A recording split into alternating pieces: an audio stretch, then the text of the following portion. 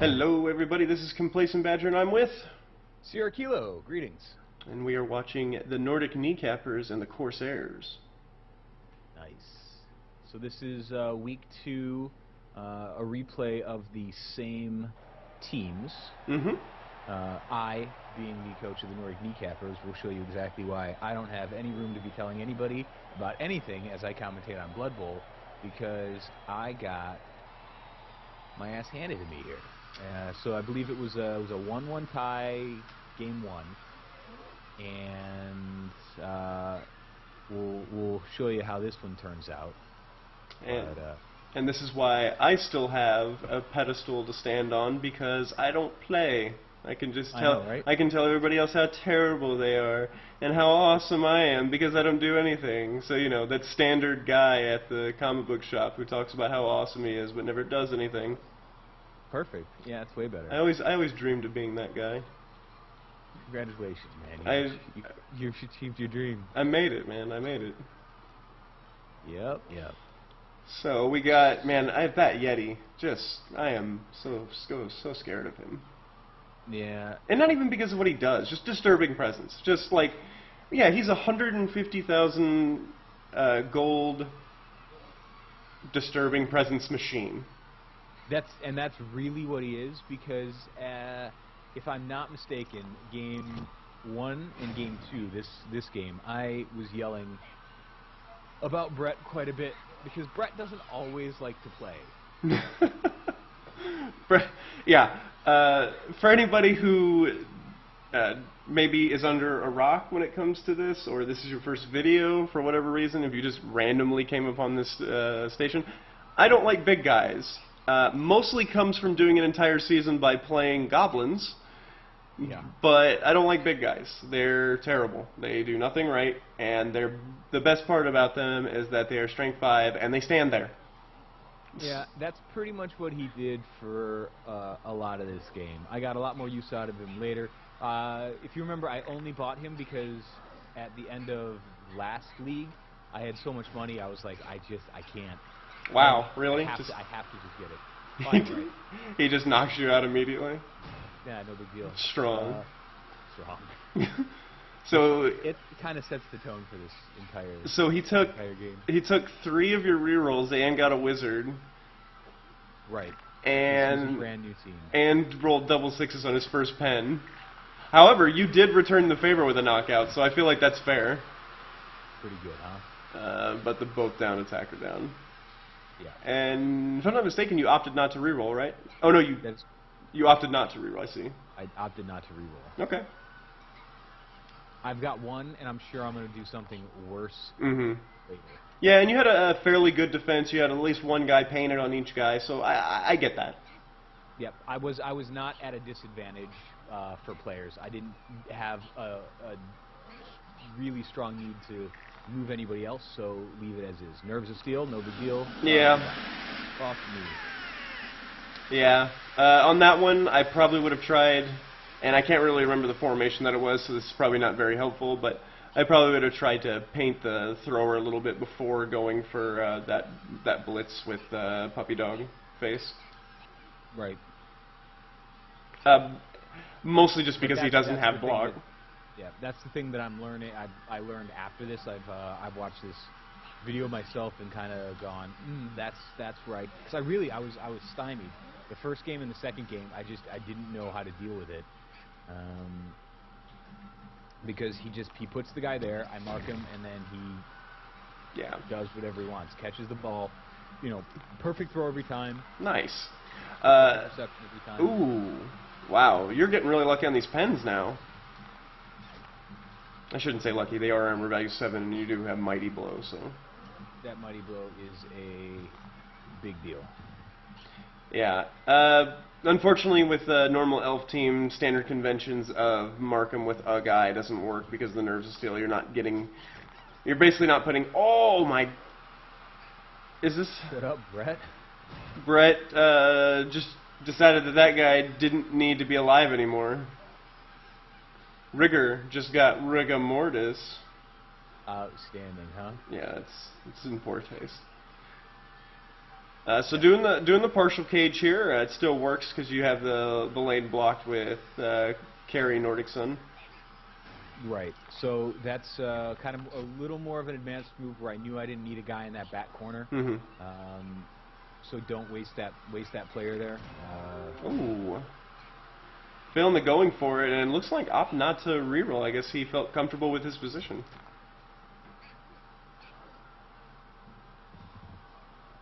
Now this gets a little gritty. That kind of grind, pop somebody off with that ball movement as best you can. You'll watch where a lot of the times when I'm blitzing, I'm going to blitz for space to move the ball. Yep. Or as a great defense. Good Lord. You did not do him any favors for the season. Yeah. Actually opting for the fireball, and the only person hurt is the ball carrier. That's hilarious. What fucking odds? So this is the funny part, because the entire first game we were talking about it, how he is a person who prefers the lightning bolt, because the lightning bolt is a 2+ instead of a 4+, but it only affects one person. Okay. And he's like, you tempted me. You put all those guys there, and we were talking about it, so he's like, fireball, and all it does is knock down the runner. That was good. He played a good move by marking the ball right there. The ball landed in a really advantageous place for you. Unfortunately, not only a stun, but then an injury over there. That was tough. Right. Master Moose is playing a good game. It's just you're just destroying his players. Right, and that's the difference. You saw he had a 2-turn touchdown. I'm gonna have to grind it a little bit, but that I should be able to overpower his team and get the space that I need to move. Yeah, the only character that looks like it's gonna give you any problems is maybe this thrower right here. Everybody else looks indisposed. Right. And it looks like you didn't get anything done, so looks like you got it. Blitz for the ball carrier. Yep. And that jump up on that runner is awesome. I'm a huge fan of that. Yep, that was a good pick.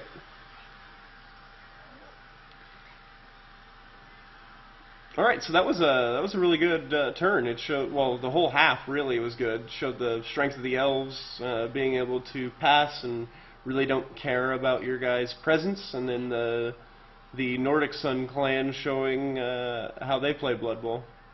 Yep, good stuff. Nice and fair. So, turn 6. Looks like a high kick. Yep, high kick. It's a good place for a high kick to land, though. Yeah, exactly, right? Just flooding you. He actually was talking about, what if I just let it go? So he thought about just letting it go and receiving the ball, hoping that it bounces out, but yeah, it's a 3 out of 9, well, 3 out of 8 that it goes out. Yep. And then he's at a disadvantage because he's got to go pick it up anyways. Yep. Ooh, knockout. This is interesting what you did here. I generally don't like to give up free spaces to my opponents, especially when they're a catching team trying to put some pressure on, but running 2 safeties back here while still clogging the lanes. So we'll see if this works out for you. So here's my goal, was to try to entrap the receivers. I was trying to throw an extra tackle zone for a dodge. So I wanted him to have to dodge into, have it take a -2 modifier on a dodge out. Because the Nerves of Steel, I mean, it doesn't do me any good to put a body on him. So I put 1 body on him just so that he'd have to dodge. But if he can't get the ball out of there, it doesn't no good. Right. So I was just hedging my bets, doing what I could. Ooh. Wow. Fuck you, no matter what. The lane that he took, though, because if I remember correctly, the catcher was only marked by 1 person. Yes. He dodged into, I believe, a cell that was only 1 person anyway, so that still makes it a 3+ dodge. Yeah. And then he never had more than a -1 modifier, so it was always a 3+ dodge going through. Yep. You didn't have it. Yeah, it was that when he knocked that guy off of him. Yeah. That freed him up, because otherwise he would have been dodging into a -2. Yeah. It wasn't tight enough for him to get enough, and that's how quick it. Honestly, obviously, hindsight 20/20, but I don't like giving up that much space so quick.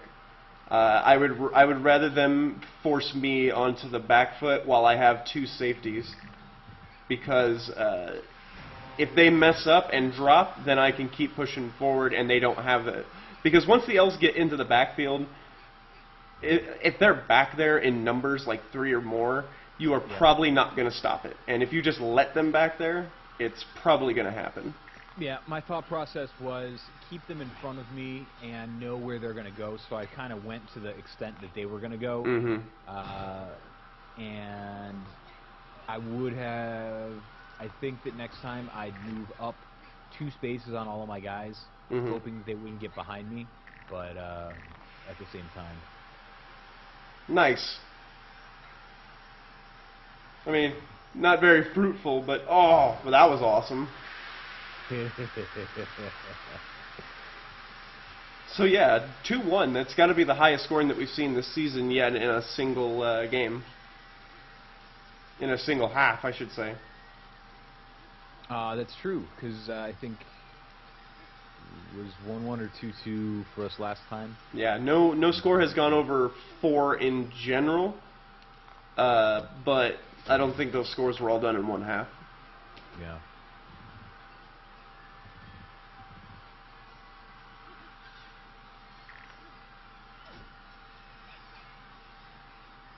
So through a rock, I got down a guy right off the bat. So, despite a both down, still hurting that guy, you get a knockout as well. A lot of knockouts this game. Bloodweiser Babes would have been a really good purchase. Right. Oh, this is brutal, man. Both of you, armor value 7, just going down. Yeah, it was silly. And this is funny because there was, we could talk about it real quick, but there was a glitch in the game. So we actually played this particular match twice. At the other time, he had 12 players and absolutely freaking decimated me, and we couldn't quite figure out why until Master Moose looked it over, and I was just like, man, I just couldn't figure out why I was always outmatched, always getting ugly, and I didn't feel like it was too terribly different than that here. He did a really good job of spreading me fairly thin and using his players to an advantage. And you just look at the difference between 2 experienced coaches and some of the newer teams where you see a lot of people getting bunched up, and you watch just how this is little battles kind of all over the place, controlling your opponent and trying to keep lanes open for me to run while doing the best. This is just a lot of ball management where how do I get him the least access to the ball, and then how do I gain the most when it comes to maneuverability and safety for my guys. Well, and every move appears to have for both teams has an obvious plan in it. You have a goal that you're trying to achieve. Very rarely do you see a move where you're like, why? Right. Now, putting that guy out there was a little risky. That's probably a why situation for me. Yep. Just because there were so many guys that were able to find you. And it was I didn't see the second guy behind me. I was trying to get away from him by moving, and then I didn't realize that he was going to get me as well. So I thought I was going to be up against one guy. Interesting that you went for the 1 die. Had to. Well, this guy hadn't moved yet. Yeah, but he was in a tackle zone, and dodging is not a super easy thing for me. And I have block, and he doesn't. Yeah.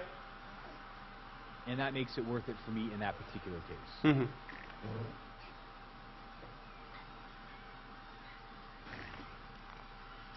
And he does it again, right? Puts a guy on me, and that's what we're talking about. That assist is huge. And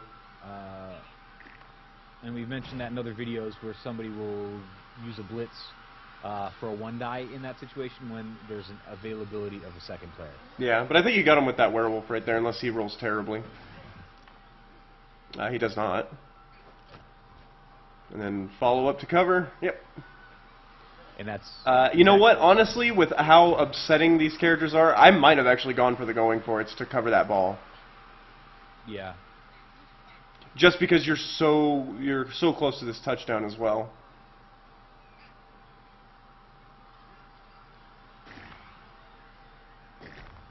Wow. I can't believe that happened. That was lucky. So in case anybody was watching, that was a 2-die, the werewolf's choice. So basically it was the Nordic Kneecappers coach, which is 0 Kilo. It was his choice on it, and they both happen to be both down, which this is one of 2 players on his team that does not come with block. So that, and then you know, one of 2 players on his team that did have block. So, well, obviously part of the plan for Master Moose, it went better than planned. That was, yeah, that was exactly him going, well, what's the worst that could happen? And I just go, well, fuck me. Because anytime he says that, oftentimes means that shenanigans are about to go in his favor. That was a crucial role right there. That was and that's those instances of Blood Bowl where you're just like, I don't... There's nothing I could have done. The only thing I would say that would have been better is putting that guy that I was talking about adjacent to the ball. But that could have also resulted in him getting injured for the going for it, and might not have even stopped the guy from picking up the ball. Right, but that's a one of those fair points that you go, well, there is something that could have happened, you just don't know. Because what ended up happening is that guy didn't do anything, and he didn't help either. Like he didn't help either side. Yeah.